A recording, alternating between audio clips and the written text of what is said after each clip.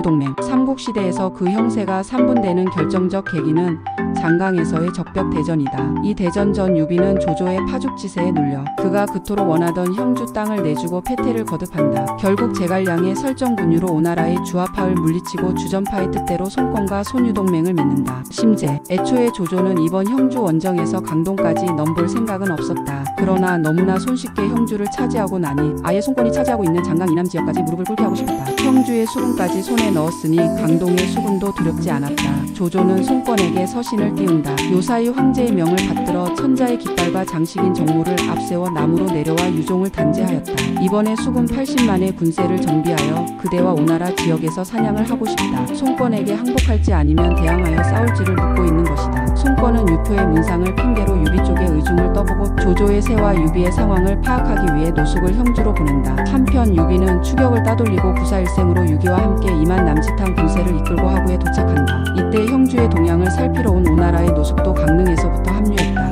노숙이 제갈량과 의기투합한다. 형주는 우리와 인접하고 있습니다. 북쪽으로 장강과 한수가 흐르고 안으로는 높은 산과 언덕이 있어 성은 튼튼하며 기름진 땅이 만리에 펼쳐 있어 관리와 백성 모두가 후덕합니다. 그러하니 이곳을 차지하면 제왕의 근거지가 될 것입니다. 예전부터 병가 필쟁지지라 불렸던 전략적 요충지. 형주는 제갈량이 유비에게 설파한 천하삼분계책 이전에 노숙과 손권도 충분히 논의가 되었던 사안이었다. 노숙과 제갈량의 형주에 대한 속셈은 서로 달랐지만 조조의 형주 무혈 입성으로 위급한 상황에서 의견의 일치를 본다. 그리고 제갈량은 유비와 손권의 동맹을 확정하기 위해서 노숙과 함께 동으로 향한다. 일설정군유. 제갈량은 동호의 문무대신들과 손유동맹을 놓고 논쟁을 벌인다. 당시 동호에서는 조조군이 남하하자 주전파와 주화파들이 서로 대립하고 어떤 결론도 얻지 못하고 있는 상황이었다. 그중 노신과 문신들이 중심이 된 주화파들의 세가 더 컸다. 이 와중에 제갈량이 손권과 유비의 동맹을 성사시키기 위해서 동호에 오는 것이다. 상황이 이러하니 주화파들과 제갈량의 한판 대결은 피할 수가 없다. 강동의 이름 높은 명재상과 학자들인 장소, 우번, 보줄, 설종, 육적, 엄준, 정덕추 등과 제갈량이 논쟁이 시작된다. 제갈량이 손권의 부중으로 들어오고 여러 신하들과 인사를 나누는 와중에 주화파 우두머리 장소가 먼저 성공에 나선다. 유왕숙께서 선생을 얻기 전에는 그래도 천하를 누비며 할거하였는데 선생이 유왕숙 밑으로 들어가고 나서는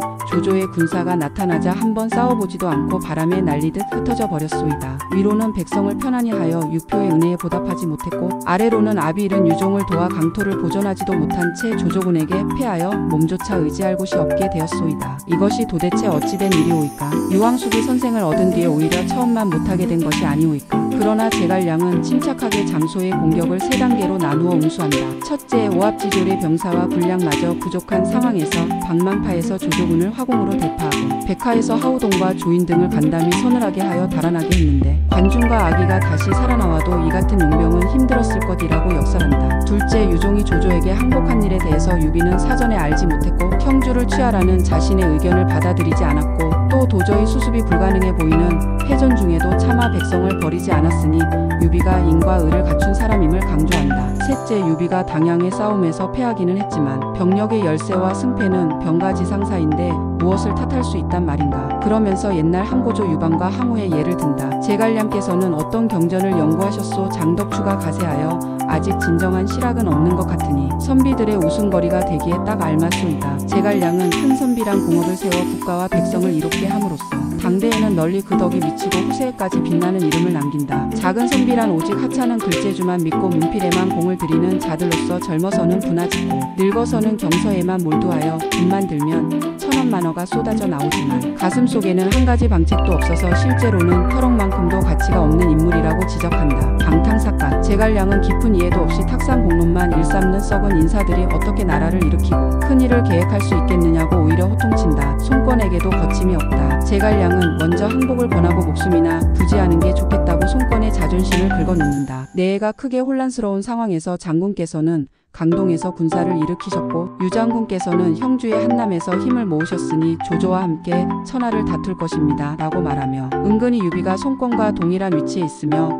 공동의 적을 맞이한 동변상련의 처지임을 강조한다. 유장군은 왜 투항하지 않는가? 옛날 제나라 장사 전행은 일개필부임에도 끝까지 투항하지 않았는데 어찌 유장군이 투항하겠습니까? 우리 장군께서는 한왕실의 자손으로 제모와 지혜가 이미 세상에 알려진지라 많은 사람들이 우러러 따르고 있습니다. 우리는 결단코 저항할 것입니다. 만약 실패한다면 그것은 하늘의 뜻이지 투항은 절대 없을 것입니다. 송권과의 첫 대면에서 제갈량은 교설 송권이라 불릴 정도로 송권을 혼란스럽게 만든다. 이 직역주유. 하늘은 주유를 낳고 어찌하여 또 제갈량을 낳았는가? 제갈량이 주유를 말로 격분시키다. 당시 동호의 실권자는 문신 장소와 무신 주유였다. 장소를 앞세운 문신들은 거의 주합하였고 황계, 여몽, 감령 등 무장들은 조조와 결전을 주장하였다. 양 세력의 중심에 병권을 잡고 있는 주유가 있었다. 양측은 모두 다 주유를 끌어들이려고 안간힘을 쏟아붓는다. 그럼에도 주유는 속내를 드러내지 않고 신중한 행보를 보인다. 제갈량의 입장에서도 주유 설득에 성공하면 손유 동맹을 성사시킬 수 있는 것이다. 정사 삼국지 오서 주유전에서 주유는 성격이 너그럽고 신망이 두터워서 당시 동호 사람들은 그를 주랑이라고 불렀다. 여기서 주랑은 멋쟁이 주선생이라는 뜻이다. 주유는 멋진 용모에 뛰어난 인품, 겸손함에다가 예술적인 감각까지 갖춘 팔망미인이었다. 특히 주유는 술이 취한 가운데서도 연주가 틀리면 이를 알아낼 정도로 음악의 조예가 깊었다. 그리하여 곡조가 틀리면 주랑이 돌아본다는 말이 유행하였다.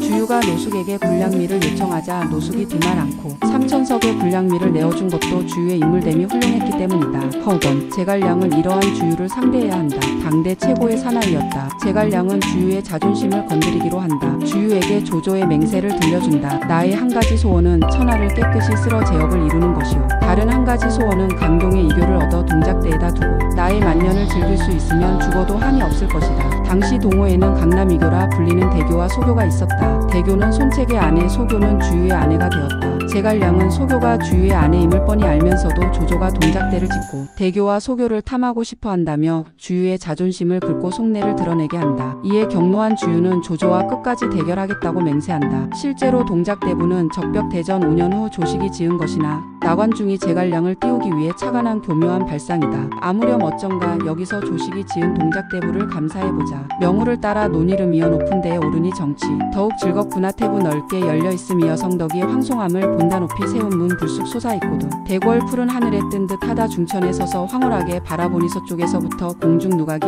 이때였구나. 강물의 긴 흐름을 끼고 돌며 먼 동산의 과일 연그는 것을 바라보노라. 두 대를 좌우에 벌려 세우니 하나는 옥룡이요 하나는 금봉이다. 이교를 동남에서 데려와서 아침 저녁으로 함께 즐기리라. 채용년 삼순망치한 입술이 없으면 이가 시린법이다. 천하의 지존 조조의 무력 앞에 풍전등화의 위기에 처한 형주의 유비를 외면하는 것은 오나라의 위기를 그대로 방치하는 것과 다름없다. 주유는 다음날 문무관원이 모두 참석한 자리에서 이같이 건의했다. 조조는 사실 한나라를 훔칠 큰 도적입니다. 그러나 장군은 출중한 무예와 재능으로 부영이 남겨놓은 혁혁한 기업을 잇고 있습니다. 강동에 온거하여 강역이 사방 수천 리에 이르고 병사 또한 정의하니 마땅히 천하를 횡행하며 한나라를 위해 적당들을 제거할 만합니다. 하물며 조조는 제 발로 죽으러 왔는데 어찌 그에게 투항할 수 있겠습니까? 조조에게는 네 가지의 문제를 안고 있습니다. 첫째, 마초와 한수가 아직 버티고 있어서 조조의 후방을 노리고 있습니다. 둘째, 조조의 기병들은 육전에는 강하나 수전에 익숙지 못합니다. 셋째, 지금은 추운 겨울로 말에게 먹일 풀조차 없습니다. 넷째, 북방의 병사들은 멀리 강호에까지 온 탓에 풍토가 맞지 않아 곧 병이 날 것입니다. 몇 가지 점은 모두 용병에서 가장 꺼리는 것인데도 조조가 위험을 무릅쓰고 실행하는 것입니다. 장군께서 조조를 잡을 수 있는 때가 바로 지금입니다.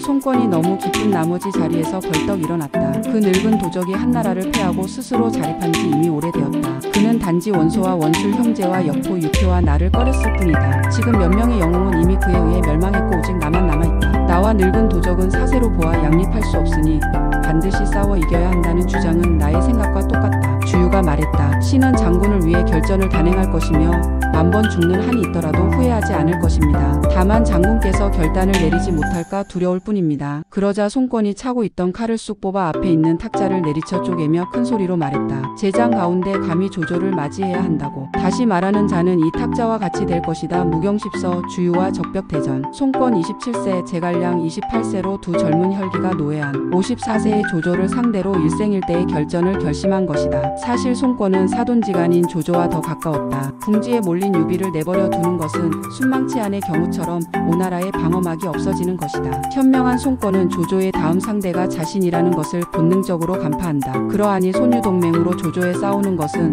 송권이 취할 수 있는 최선의 선택이었다.